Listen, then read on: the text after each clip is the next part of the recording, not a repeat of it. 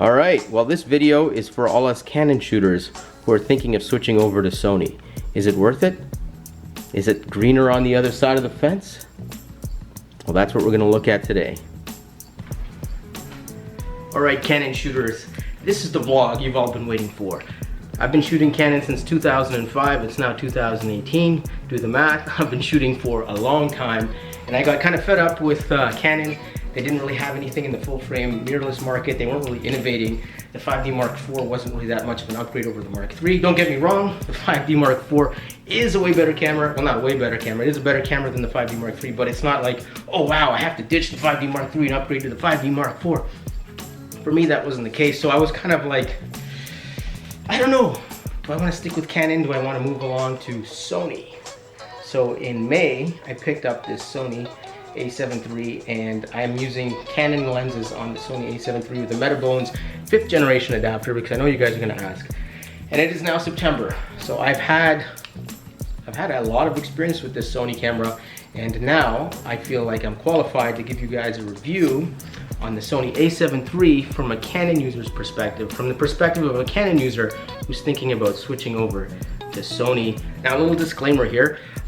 I'm shooting with the Sony A7 III and I'm using Canon glass on the Sony camera with the Metabones adapter. Now keep that in mind. You hear that? That's one of the things I'm going to complain about. I don't know why Sony did this. When you record video, look at Canon. Canon straps don't make a sound. And by the way, look, see how this is bent in? I dropped this camera on concrete with a 70-200 on it. Boom! Bent this in, camera still works fine. The one thing I can say about Canon is you can beat these cameras up and they still work. It is amazing. Haven't dropped this guy on concrete yet. Don't know how it'll react. It's not like I dropped it on purpose. But anyway, I just want to put a disclaimer out there saying that I am a Canon shooter. I am using Canon glass on the Sony. I am not a professional camera reviewer. This is not what I do on YouTube. I'm a professional photographer. This is the equipment that I use every day to make money. These are my money makers. So I'm giving you a review as a professional photographer who uses this equipment on a daily basis. So with that being said, let's review this camera. All right, so let's get to it. Here's the A7 III. Here's my list of notes that I've been collecting for the last few months. And let's talk about the A7 III and how I feel about it as a Canon shooter. Because I know, like me, I'm a Canon shooter. A lot of you Canon shooters are wondering, hey, you know what? Should I switch over to Sony? Is it time to switch over to Sony? Is the Sony system good? Does it work with Canon lenses? Now, I made a few videos on that already. And here I have a 300mm f2.8 right over my shoulder there. And my thing is like, that's an expensive lens. If I switch over to Sony, do I have to buy the Sony equivalent? Do I have to sell all my Canon glass? Does it work? You know, these are all big questions, and I'm going to talk about that here today for all you Canon users, because this video is more for you Canon guys. I've been collecting notes on the Sony A7 III since May, since I got it, and I'm going to go through all of it, and I'll make some B-roll of this camera as I talk so you don't have to stare at this ugly mug for the whole video, because nobody wants to do that. All right, so let's get into it. So let's start off with the positives. Things I like about this camera. Obviously the size. I bought it pretty much for the size. when I was shooting weddings, I found that the 5D Mark III with the 70-200, it's not super heavy when you pick it up and use it, but after a whole day of shooting, you definitely feel it in the back and the shoulders. And you know, I'm not like 21 anymore running around shooting weddings. I used to like climb ladders, climb all sorts of things. Like, yeah, no problem, I'll climb this, I'll climb that. But as you get older, you know how it is, guys, right? You get pains and aches in places you never got pains and aches before. And you know what? I really wanted to switch to something lighter for myself, so it's easier on the back, easier to use, and you know, you have the camera hanging off your side and all that stuff. Anyway, first thing I like is the size. Another thing I really love about the camera is the fact that the screen comes out. I think that is amazing. I mean, coming from a 5D where you had to angle yourself in all sorts of places, and yeah, I love this. I mean, I can actually hold the camera down on the ground, and I've heard, you know, if this iCup or iViewer gets in the way, so you can just pull the screen down like that. That's fantastic. So many times, you know, I'm just crouching on the ground, I have the camera down on the ground, and I'm just looking and shooting and shooting and shooting, and The shots come out fantastic. I love it. So that screen is amazing. I wish it came all the way out so I can actually use it for vlogging and I could look at myself as I vlog. I mean, right now, I can't really vlog with this anyway because one of the downsides is you don't get the face tracking with the Canon lenses on this camera. So when I vlog, if I stand in the same spot, I'll be in focus, but as soon as I move forward and backward, it loses me.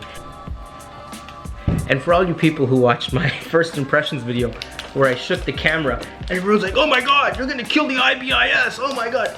It still works fine. Oh, it's an on position. So if I turn the camera off, it shakes a lot more there. But yeah, you can shake the camera, you can run with it. Don't worry, you're not gonna break the IBIS off or anything like that. It's pretty robust. I've run with it, I've run up and down hills, I've rolled my camera bag downstairs, and camera's just fine, no problems. Okay, so now let's talk about the settings. A lot of people complain saying that the menu on the Sonys is too big, it's too complicated, they can't find what they're looking for, yada yada yada. All these people like to complain a lot. I don't know. I have not had any problems with the menu on the Sony. You know, you just have to spend a little time with it. You have to learn it, you have to go through it, understand it, maybe write it out on paper, figure out what you like and what you don't like and where to find the things you want. Eventually you just figure it out. It's not that bad. I don't mind it. I actually enjoy having the extra options. The only thing is, it's like they took all the options and just crammed it in the menu and you have to sort of memorize and figure out where everything is, which just takes a little time. But it definitely could use a little refining. I mean, if I could make a suggestion, Sony should go and interview a bunch of photographers and videographers and say, okay, so how would you recommend we change the setting? Get some feedback from people who actually use the camera. Because sometimes the engineers who make the camera are just engineers, they're not creators. So it's a different mindset. For them, everything's logic, logic, logic, logic. Whereas creators, it's all about feel, feel, feel, feel.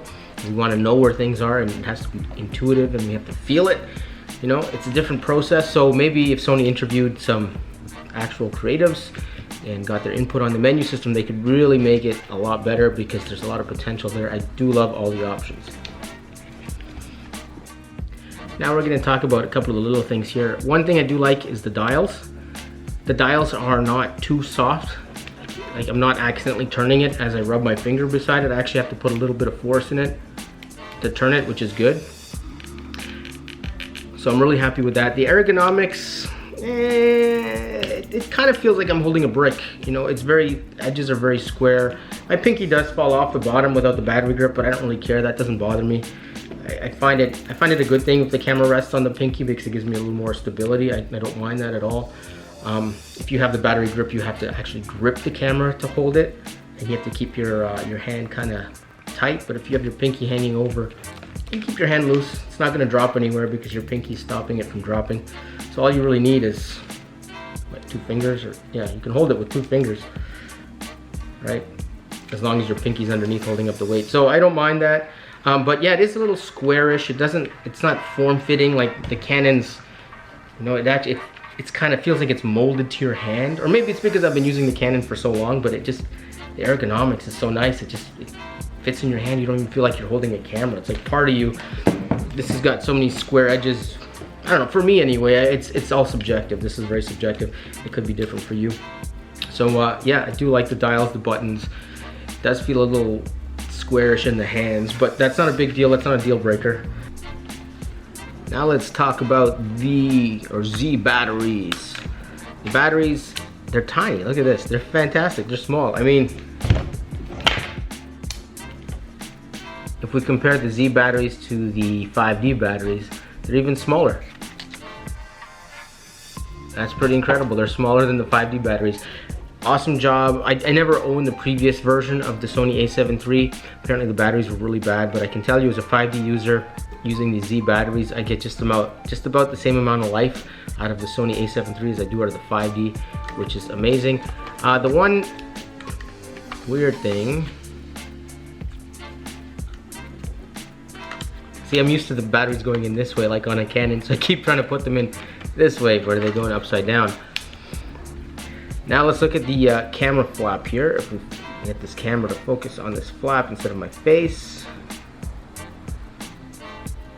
Now the camera flap, when you put it down, You actually have to physically lock it, which is a little different. I know with the Canons, you just slap it and it goes down.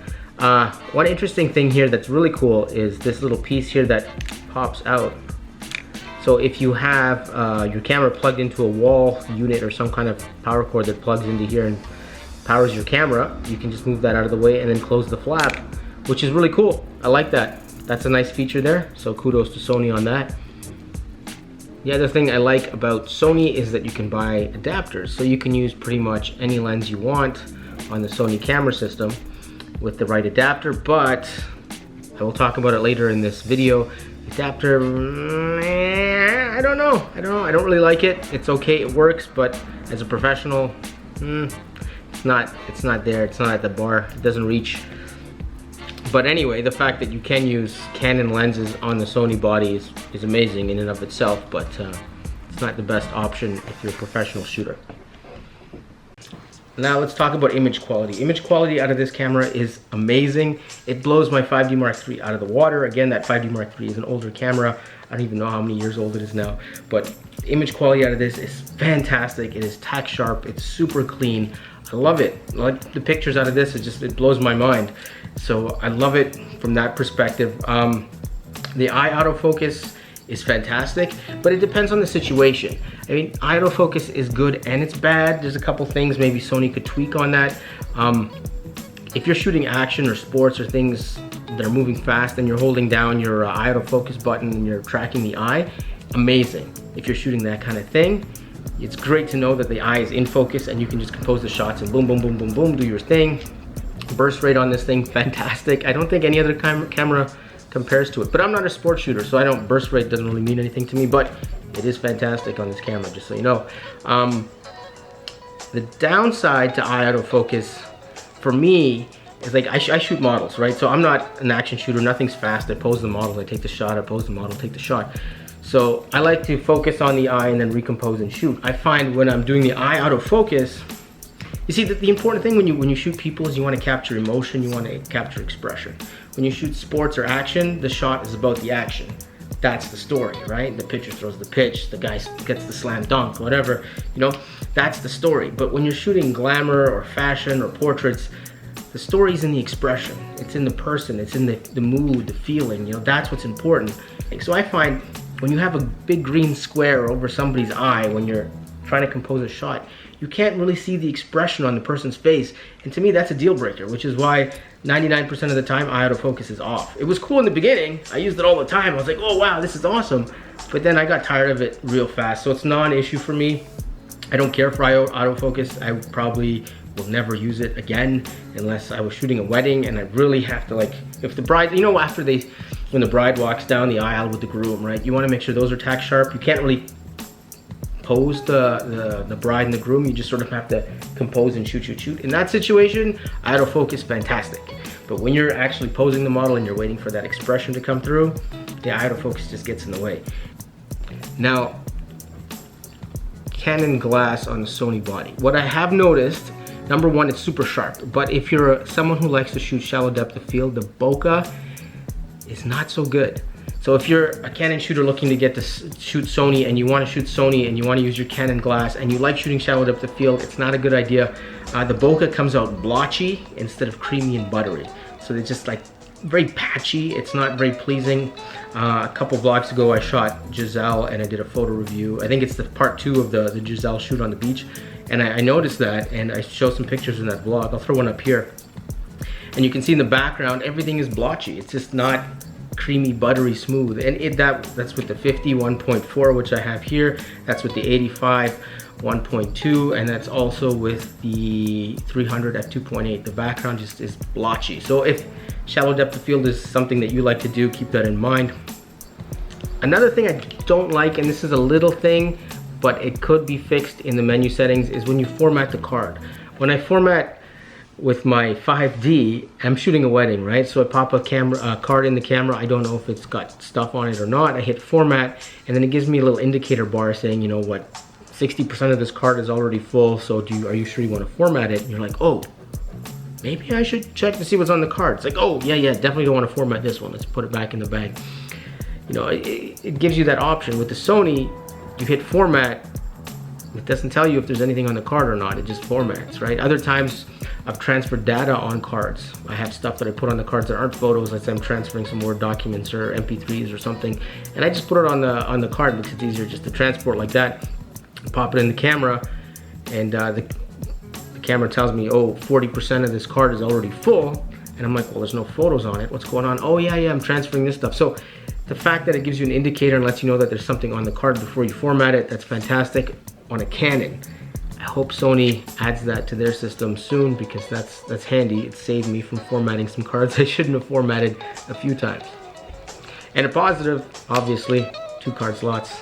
That's handy. I mean, I never use 2 card slots unless I'm shooting a wedding. Otherwise, I'll just have 1 card in there, but with weddings, you got to cover your butt, obviously.